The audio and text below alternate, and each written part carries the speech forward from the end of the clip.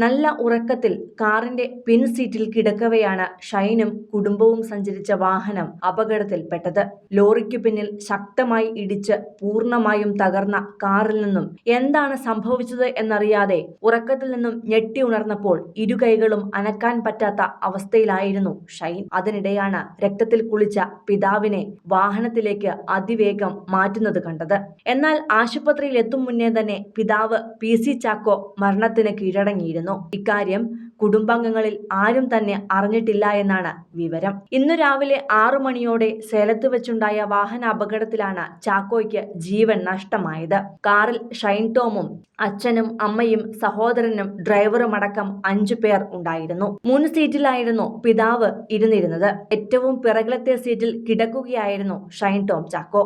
ഇടിയുടെ ആഘാതത്തിൽ സീറ്റിൽ നിന്നും തെറിച്ചു വീണ ഷൈൻ ടോം ചാക്കോയുടെ 2 കൈകളും ഒടിഞ്ഞിട്ടുണ്ടെന്നാണ് വിവരം.